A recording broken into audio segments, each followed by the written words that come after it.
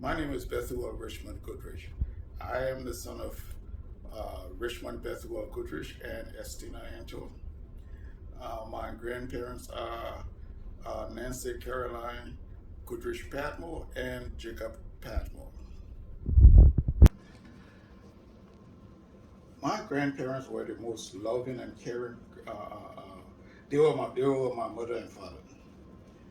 I consider them as they were considered as mother and father, and not grandparents. Um, it was mama and papa. Um, I remember they always made sure that we would take a walk up the street, down the street, almost every day, almost every evening. And they made sure we had enough food to eat. Well, one thing I learned from my grandparents is that they were, I never saw them fuss or fight. I never saw my grandmother in any kind of argument, but for some reason, everybody knew not to take her kindness for weakness.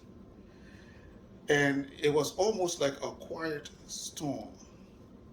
She was on top of everything, and everybody came to her for advice. Uh, my grandfather was the epitome of resolving issue without fussing and fighting. And that's what I learned from them, is that there is no reason to fuss and no reason to fight, but you always must resolve issues. Find a way to resolve the issues. And and my sister and I, when we got into any kind of little fussing or disagreement, they always made sure that we found a way to resolve those issues. And that is something that has impacted my life to this day. And one of the things I like about them that I really remember about them is that they taught us organizational skills and democracy. At a very early age, they instilled that in us. We had our own organization, we the grandchildren and children. We had our own organization within the home, and we were allowed to vote on who choose our own leaders. And so yes, they taught us. I mean, that was something that believing in the rule of law and all those things were things that I still remember to this day. I remember coming home from school. You know, school, you had to walk. For me, it seems like 5 miles, 10 miles, but in actuality, it was actually it's like a mile and a half that we had to walk to school, and we had to walk back from school. And when you got home and you were hungry, and the rice was still steeping, and I knew I had a safe place to run, and that was to my grandmother. And she would always have a little bread or something, and she, sneak me a little bread or so, and those were some of the happiest moments I had with her, and it was always fun to just relax in her lap and let her just feed me and make me, and I was happy. Uh, I still to this day consider them my very dear friend, even though we rarely ever, I, I haven't been in touch with them for years. But George Morris and his brother Solomon Morris, those were my two buddies. We did everything together. We got into trouble together. We got out of trouble together, and we explored Crozierville. And so they were my buddies. We went to school together. Uh, George was always the smart one. I think he became a civil engineer. Uh, and I were we were just out there. We had Crozierville. We owned Crozierville at that time. The one holiday I know, there are two holidays: Flag Day and Christopher's birthday, May 10th. We would have to go down to the monument. We would assemble at the monument, and we would drill from the monument all the way to the school. And Flag Day we would just we would assemble at the field and at the monument and drill to the field. Uh, and for us, that was like that. I mean, that was one of the. I mean, those were the days that we look forward to because you have everybody out there in their best uniforms. You dress it Trump, as we see in Crozierville. And for Christmas, what all of the family always gather for Christmas and for grandma, for my grandmother's birthday. All the family would get together at the house, and it was just an amazing time to just see all your cousins and all your uncles and and aunts, and I mean it was just the most amazing thing. You know, when it was over, I mean it was a sad time when everybody had to leave, but we had a real good time. My father, Richmond Bethuel Goodridge Senior, was into banking and finance. He worked at Bank of Liberia as head of the loan department.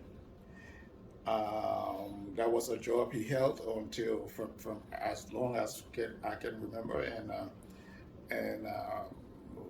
until the military coup took place, and he had to leave.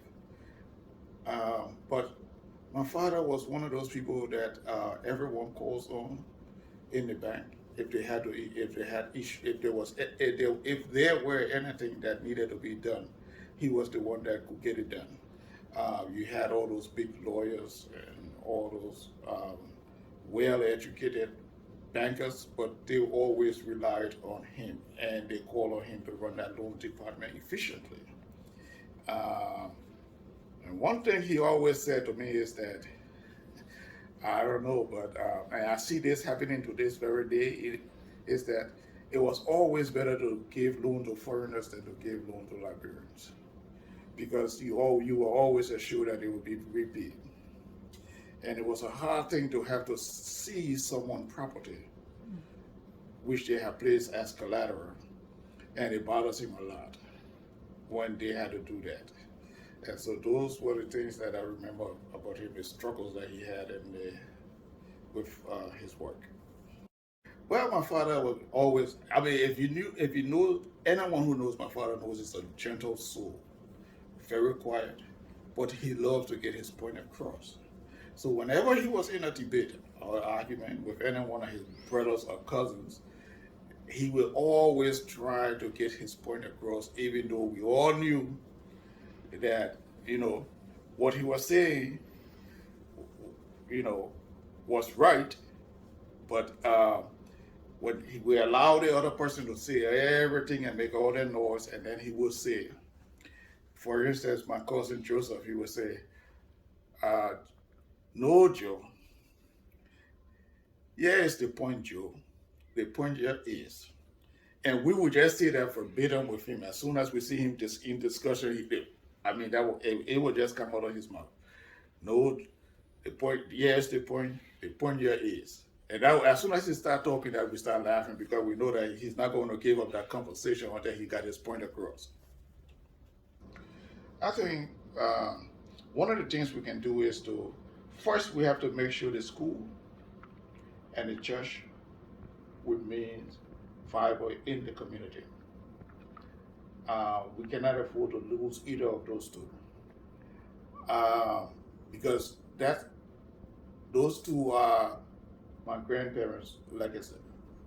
I think one of the things we can do is we can establish some kind of education fund that would help students when to go to school, their elementary school, junior high school, and high school and college. If we establish an education fund in the name of our grandparents, I think that will go a long way to helping to raise the consciousness of people, of the young generation. Establishing an education fund is one of the easiest, not necessarily the easiest, but it's one of the most impactful way that you can help future generations. We need to make sure that the school, Antoinette Tutman Community Elementary School, remains uh, a pillow within the community because they work hard for that school to be established. Um,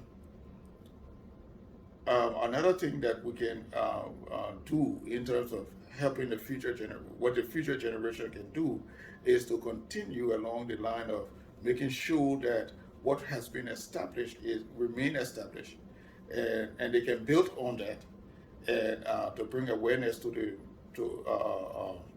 not just Crozierville but to the world.